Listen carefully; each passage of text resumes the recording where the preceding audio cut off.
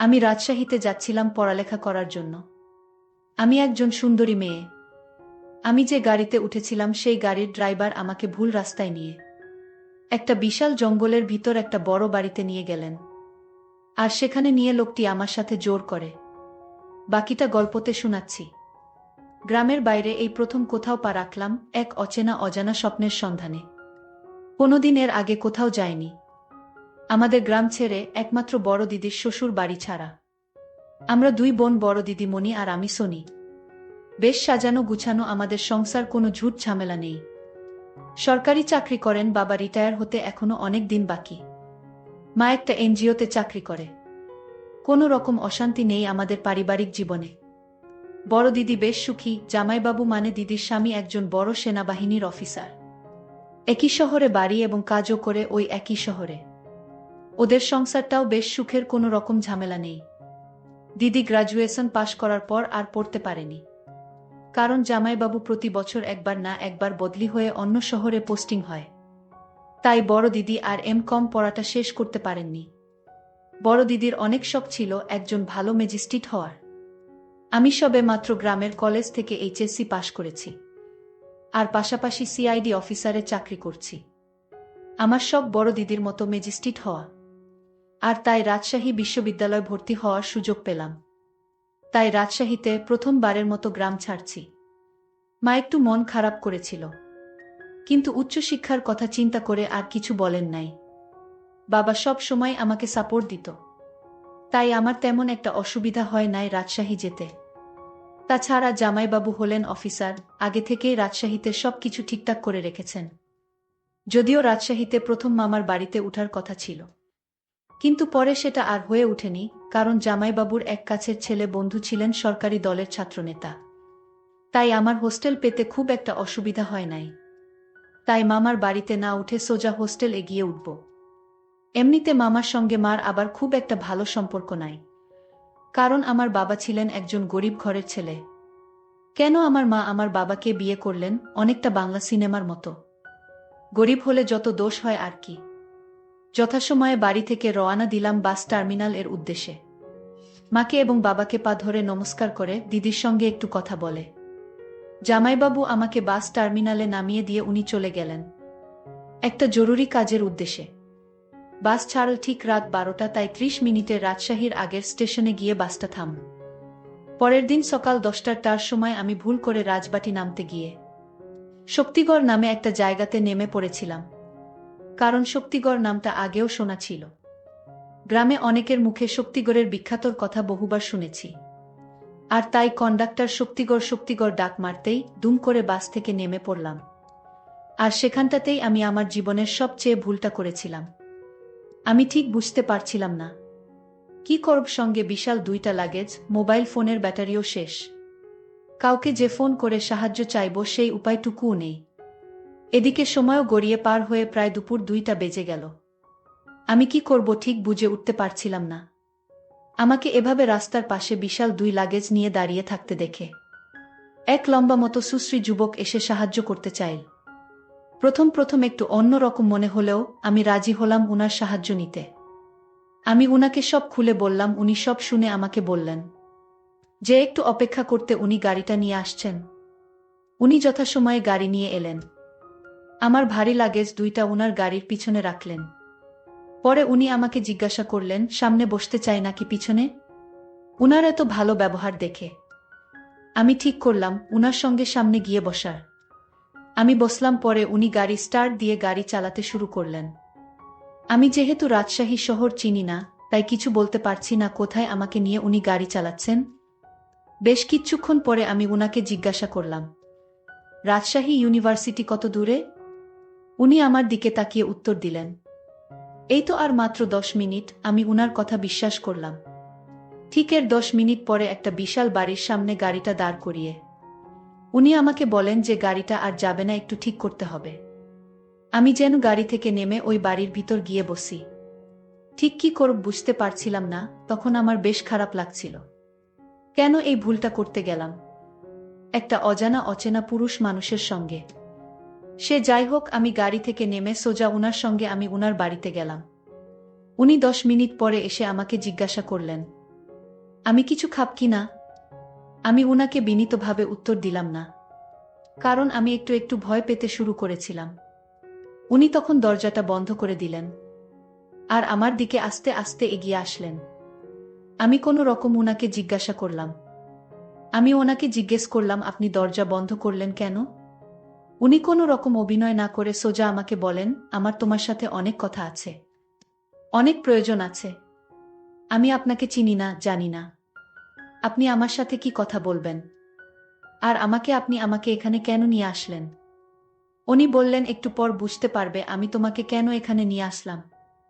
আমি কোনো কুল কিনারা না দেখে ভয়ের অভিনয় করে কাঁদতে শুরু করে দিলাম। তখন উনি আমার কাছে এসে বলেন যে ভয় পাবার কিছু নাই।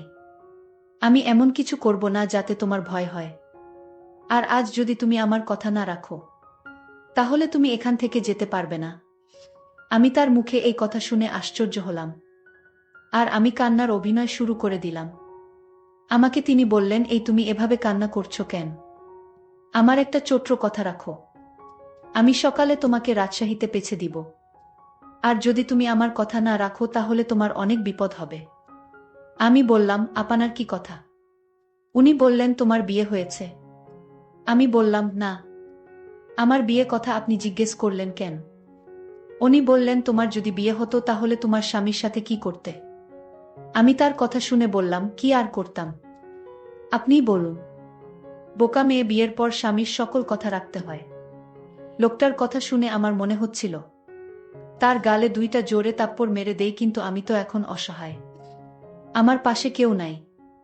আমি যদি এখন ওনার সাথে খারাপ ব্যবহার করি তাহলে ওনার ঠিক উদ্দেশ্যটা আমি বুঝতে পারবো না। উনি আমাকে জিজ্ঞেস করলেন, কি ভাবছো? আমার কথা কি তোমার কানে যায় না? আমি বললাম, আমি খুব অসুস্থ, সারাদিন গাড়ি করে আসলাম। এখন আমার শরীর অনেক ক্লান্ত। ঠিক আছে, আপনার কথা আমি বুঝতে পারছি, আমি রাখবো আপনার কথা, কিন্তু আজ নয়। আজ আমি অনেক ক্লান্ত। লোকটি বলল, তাহলে কাল কিন্তু তুমি যেতে পারবেন না। কাল তোমার এখানেই থাকতে হবে। আর তারপর দিন আমি আপনাকে রাজশাহীতে পৌঁছে দিব। আমি তাকে মিথ্যা সান্ত্বনা দিয়ে বললাম, ঠিক আছে, আমি কাল আপনার কথা রাখব। আমার মনে মনে প্ল্যান তৈরি হলো, কাল যে করে হোক এখান থেকে পালাতে হবে। আল্লাহ আল্লাহ করে আজ রাতটা শেষ হোক। উনি তখন আমাকে কিছু খাবার এনে দিলেন। আমি বললাম, আমি খাবো না। উনি বললেন, আপনার শরীর অনেক ক্লান্ত, কিছু না খেয়ে ঘুমালে শরীর আরো দুর্বল হয়ে পড়বে। আমারও পেটে অনেক ক্ষুধা লেগেছিল, আর তাই রুটির সাথে তরকারি দিয়ে খেয়ে নিলাম। উনি পাশের রুমে গিয়ে শুয়ে পড়লেন আর আমাকে বললেন, আপনার কোনো কিছুর প্রয়োজন হলে আমায় ডাক দিবেন। আমি মাথা নেড়ে সম্মতি দিলাম। তারপর সকাল হলো। আমি ভাবতে থাকলাম কি করে এখান থেকে পালানো যায়। আমি কিভাবে ধোঁকা দিয়ে পালানো যায় সেই চিন্তায় মগ্ন। সকালে লোকটি আমার রুমে এসে বলল, এই মেয়ে, দৌড় ফ্রেশ হয়ে খেয়ে নাও। আমি তাকে জিজ্ঞেস করলাম, আপনার বাড়িতে আর কে কে থাকে? লোকটি বলল, এটা জানার তোমার দরকার নেই। আমি বললাম, ঠিক আছে, আপনি বাহিরে যান, আমি ফ্রেশ হয়ে খেয়ে নিচ্ছি। লোকটি তখন তার রুমে চলে গেলেন। চলে যেতেই আমি ফ্রেশ হয়ে নিজের লাগেজগুলোর ভিতরে কিছু টাকা ছিল, টাকাগুলো নিয়ে নিলাম। তারপর আমি ধীরে ধীরে ঘর থেকে বাহির হলাম। আস্তে আস্তে হাঁটা শুরু করলাম। তারপর আমি দৌড় দিলাম। আমি ভয়ে ভয়ে এখান থেকে পালানোর চেষ্টা করলাম। আমি কিছুক্ষণ যাওয়ার পর আমি কোনো রাস্তা খুঁজে পাচ্ছি না। আমি সামনে গিয়ে দেখলাম বিশাল বড় একটা গেট, আর সেই গেট বাহির থেকে তালা লাগানো। আমি এখন কি করব? আমি এখানে কিভাবে এলাম? আমি তো গাড়ি দিয়ে ভিতরে আসছিলাম, এখন তো বাহির হতে পারছি না। লোকটি আমাকে ঘরে না পেয়ে আমাকে খুঁজতে শুরু করলো। লোকটি জানে আমি কোন দিকে আসছি, আর তাই তো উনি আমাকে সহজে খুঁজে বের করে ফেললেন। আর আমায় বললেন, আপনার সাহস তো কম না, আপনি পালিয়ে যেতে চাইছেন। যান, কিভাবে পালিয়ে যাবেন? এখন পর্যন্ত আমার বাংলোতে 25 জন মেয়ে আটক, তারা যেতে পারেনি। আর আপনি চলে যাবেন? যান। যারা আটক আছে তারা 2 বছর যাবত এখান থেকে পালাবার চেষ্টা করলেন, কিন্তু পালাতে পারেনি। আর তুমি কি না এখান থেকে চলে যেতে চাইছো? আমি লোকটির কথা শুনে তার পায়ে ধরে বললাম, আপনি আমার বড় ভাইয়ের মতো, আপনি আমাকে এখান থেকে যেতে দিন। লোকটি তখন হাসি দিয়ে বলল, আমি তো আপনাকে ছেড়ে দেওয়ার জন্য এখানে আনিনি। আপনি যতই চেষ্টা করেন এই বাংলো থেকে পালাতে পারবেন না। আমি আপনাকে খুব সুন্দর করে বুঝিয়ে বলেছিলাম আপনি আমার কথা রাখলে আপনাকে এখান থেকে যেতে দিবা, কিন্তু আপনি তা না করে পালানোর চেষ্টা করছেন। এখন তো আর যেতে পারবেন না, ওই মেয়েদের সঙ্গে তোমার থাকতে হবে। আমাকে তখন বলল, চলুন আমার সাথে, নইলে আমার আসল চেহারা সম্পর্কে আপনার ধারণা নেই। তাই আপনাকে ভালো করে বলছি, আপনি আমার সাথে চলুন। আমি কোনো উপায় না পেয়ে আমি তার সাথে গেলাম। তখন তিনি আমায় একটা রুমে নিয়ে গেলেন। আমি রুমের ভিতরের দৃশ্যটা দেখেই আমার দম বন্ধ হয়ে আসছিল, কারণ ওইখানে আরও 25টা মেয়েকে দেখতে পেলাম। আমি তাকে জিজ্ঞেস করলাম, এখানে এত মেয়ে কেন? উনি বললেন, ওনারা এখানে চাকরি করেন। আমি বললাম, এখানে আবার কিসের চাকরি? আপনি সত্যি করে বলেন, ওদেরকে কেন আপনি আটকিয়ে রাখছেন, এখান থেকে যেতে দিচ্ছেন না? লোকটি তখন আমাকে ভয় দেখিয়ে বলল, একদম চুপ, সেই জবাব কি তোকে দিতে হবে? তুই নিজের চিন্তা কর, আজ তোর কি হবে সেটা নিয়ে ভাব। আজ তুই বুঝতে পারবি ওনারা এখানে কেন থাকেন। মেয়েগুলো আমাকে দেখে কান্না করতে শুরু করলো। মেয়েগুলো আমার দিকে তাকিয়ে বলল, আজ আমাদের যে অবস্থা দেখছো, তোমারও ঠিক এমন অবস্থা হবে। আমি মেয়েদেরকে জিজ্ঞেস করলাম, তোমাদের সাথে কি হয়েছিল? তারা বলল, আজ রাতে বুঝতে পারবেন কি হয়েছিল। তাদের কথা শুনে মনে হচ্ছে তারা ওদের ভয়ে এখানে রয়ে গেছে। আমি মনে মনে চিন্তা করলাম, আজ রাতে কি ঘটবে আমার সাথে আল্লাহ জানে। আমার তো খুব ভয় হচ্ছে তাদের মুখের কথা শুনে। আমি তো এখান থেকে পালাতেও পারবা না। মনে মনে ভীষণ চিন্তা হচ্ছিল। সন্ধ্যা ঘনিয়ে আসছে। আমার মনের ভিতর ভয় বেড়ে চলেছে। আমি কেন গাড়ি থেকে নামতে গেলাম? আজ যদি আমি গাড়ি থেকে না নামতাম, তাহলে হয়তো আজ এমন বিপদে পড়তে হতো না। নিজের একটা ভুলের জন্য আজ আমার এমন পরিস্থিতি। আমি এসব চিন্তা করছিলাম। হঠাৎ দেখলাম লোকটি আমার পিছনে দাঁড়ানো। আমাকে বললেন, আমি তোমাকে ছেড়ে দিব। তবে আমার একটা কথা ছিল, যদি আমার কথা যথাযথভাবে পালন করো তাহলে তাদের মতো তোমার অবস্থা হবে না। আমি বুঝেছিলাম লোকটা আমার সাথে মিথ্যা কথা বলছে। আমি অসহায় অভিনয় করে বললাম, সত্যি আমাকে এখান থেকে যেতে দিবেন? যদি আমাকে ছেড়ে দেন, তাহলে আপনার প্রতি আমি সারা জীবন কৃতজ্ঞ থাকিব। লোকটি বলল, এখন রুমে আসো। আমি রুমে যেতেই লোকটি দরজাটা বন্ধ করে দিল। আমি বললাম, দরজা বন্ধ করলেন কেন? লোকটি বলল, রাতে কি কেউ দরজা খুলে রেখে ঘুমায় নাকি? চোর এসে ঘরের জিনিসপত্র সব নিয়ে যাবে। আমি বললাম, তাহলে আপনি রুম থেকে বের হন। উনি বলল, আমি তো রুম থেকে বের হওয়ার জন্য রুমে আসিনি।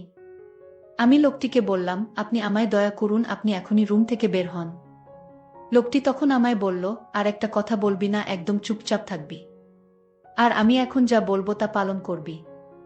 আমি লোকটিকে ধমক দিয়ে বললাম, এই তুই আমায় চিনিস আমি কে? লোকটি বলল, তোকে চিনে আমার দরকার নাই। আমি এখন যা বলবো তা যদি না শুনিস তাহলে এখনই বুঝতে পারবি তোর কি অবস্থা হবে। আমি লোকটি বললাম, শয়তান, তোর চিন্তা কর, তোর অবস্থা এখন কি হবে। আমি আমার পকেট থেকে আমার কার্ডটি বের করে দেখালাম। সে আমার কার্ড দেখে চমকে উঠল। তুই হয়তো চিনিস না আমি কে। আমার পরিচয়, আমি একজন সিআইডি অফিসার। আমি এতদিন এখানে যা করেছি, গাড়ি থেকে শুরু করে এই পর্যন্ত, সব আমার অভিনয়। আমি তোর আসল রহস্য খুঁজে বের করার জন্য তোর সাথে নাটক করেছি। লোকটি আমার কথা শুনে বলল, আম্মা, আমায় মাফ করে দেন। আমার কোনো দোষ নেই। ওই রুমে যে মেয়েগুলো বন্দি দেখলেন তা আমি করিনি। আমার বস করেছে। সে প্রতি মাসে মেয়েদের পাচার করে। আমি লোকটিকে বললাম, তোর বসকে আসতে বল। লোকটি তার বসকে আসতে বলল। তার বস আসতে তাকে আমি হাতকড়া পরিয়ে জেলে নিয়ে গেলাম। আর বন্দি মেয়েদেরকে তাদের বাবা মায়ের কাছে যেতে দিলাম। বন্ধুরা, আজকের গল্পটি কেমন লাগলো তা অবশ্যই কমেন্ট করে জানাবেন। আর হ্যাঁ বন্ধুরা, এরকম নতুন নতুন গল্প পেতে আমার চ্যানেলটিকে সাবস্ক্রাইব করে পাশে থাকবেন। ধন্যবাদ।